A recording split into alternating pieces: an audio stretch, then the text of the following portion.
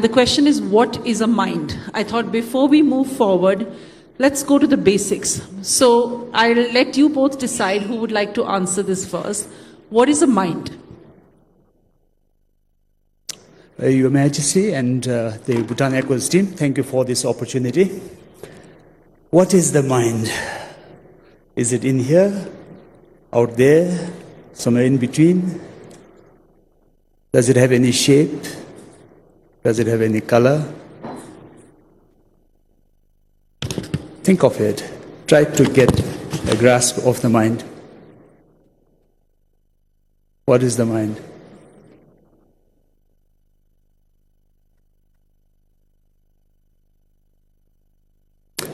This question, what is the mind, actually is one of the most powerful, most advanced meditation techniques in the Himalayan Buddhist tradition, particularly in the traditions that we follow here in Bhutan, associated with the Dzogchen and the Mahamudra systems.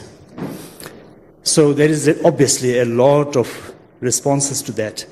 But on its highest level of asking the ontology of the mind, for our young friends here, if you don't know what ontology means, ontology is the theory of what really exists, what is reality. The ontological theory of mind depends on really which Buddhist tradition you follow. From Buddhist realism to Buddhist idealism to the highest tradition that we have here, which is the middle way philosophy, mind doesn't exist. The whole point of religious endeavor here is to reach a point where there is nothing to be pointed, where there's no fixation, where you totally still your conceptual construction. And then, of course, there are a lot of epistemological. Now, again, for the young friends here at the back, if you don't know what epistemology means, it's the theory of knowledge, how we know things. There are many different theories. The most universal definition of mind in the epistemological context would be a clear, lucid cognition. Now, what I want to actually highlight today at the outset is not so much these philosophical theories, but rather the instrumental value, the moral role that mind plays in the Buddhist tradition. And there, if you look at Dharmapada, which is like the quintessence of the Buddha's teachings, the first verse basically claims that mind is the forerunner of all things, mind is the chief, and everything is mind-made.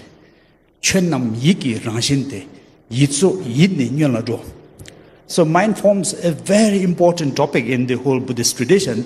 In fact, today we call Buddhism science of the mind and art of mind training. Psychology in the West is a fairly new science, which started in the 20th century, but Buddhism is a 2,500-year-old psychology, you could say. Now, when you talk about that moral agency, particularly, mind is given, of course, the credit of wonderful literature, art, or a lot of beautiful things in the world. So often mind is presented as this wish-fulfilling jewel. The nature of the mind is like a wish-fulfilling jewel. But then, by the same token, our mind can be also naughty and corrupted. So mind is often the cause of all the great evils in the world, especially the human mind. And I think when you look back at human history, while we celebrate the art of being a human, there are many things that we also have to apologize for and regret.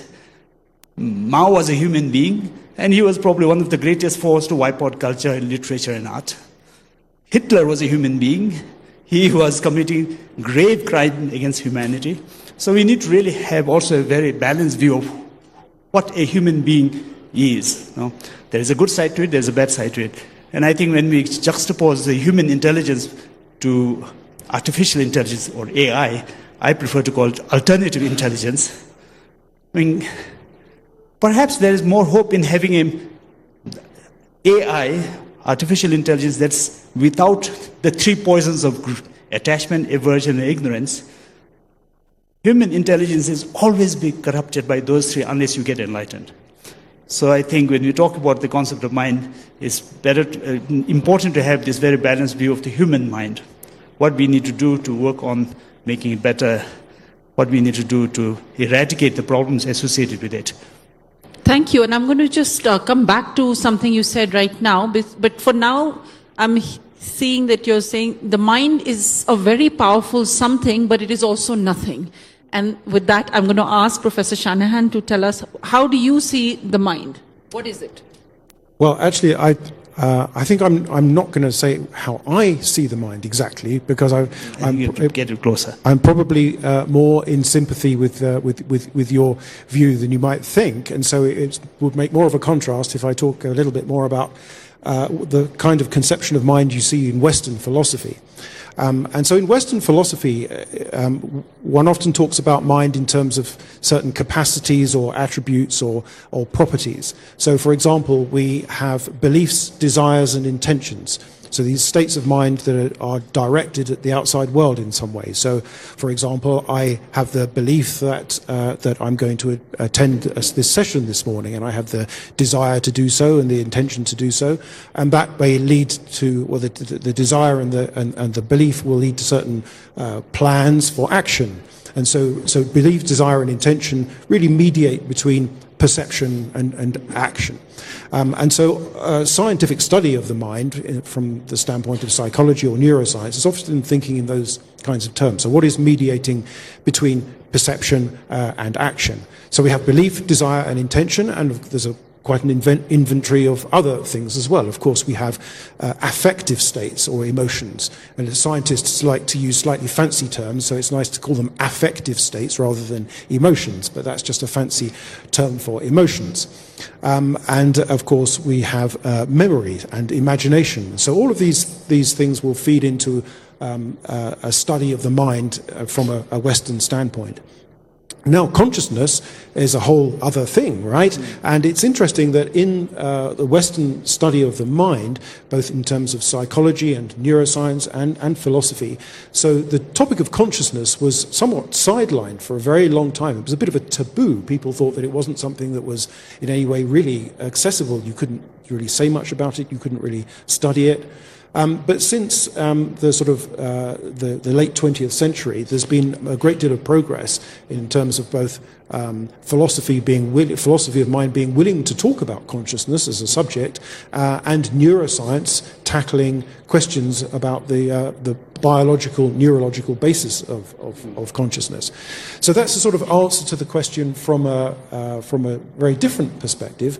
I think my personal perspective is because I'm very deeply interested in Buddhist philosophy and in the kind of Madhyamaka philosophy that you were alluding to, is that I think that ultimately we have to say that when you analyze the mind sufficiently, it all disappears, and so we end up with a kind of emptiness. Yeah. So if I may add on to what Professor Murray pointed out, I think a very important factor in this study of the mind, in mind science, is what you just described as desire, belief, and the will. In the Buddhist context, we put it as intention. So I'm sure a lot of the people here in the audience would know this very famous Himalayan saying, Sampa Sangna Sadang Lamyang, Sampa Nyenna Sadang Lamyang. If the intention is good, all parts and stages are good. If the intention is bad, all the parts and stages are bad. So the inner state of the mind, the intention, becomes the main moral determinator. In moral theory, you have sometimes God that determines what's right and wrong, what's good and bad. You have sometimes a book like the Quran or the Bible which defines what's right and wrong. But in the Buddhist context, it's a very voluntaristic approach where the state of the mind, the intention, defines whether your action is right or wrong. Now, I know many paths to hell are paved by good intentions, they say, but then it's the wrong, bad actions that take you on that path. So, on the whole, what I want to reinforce is this importance of intention and the role of mental training and transformation. The other thing you brought up also, I think, the study of consciousness today, especially bringing in neuroscience. This again reinforces the Buddhist theory of mind-body relationship. For centuries, there has been a lot of study and practice of how the body and the mind works together. How the human body, especially in the Vajrayana tradition, is a catalyst for very fast mental, spiritual transformation. And I think today science is coming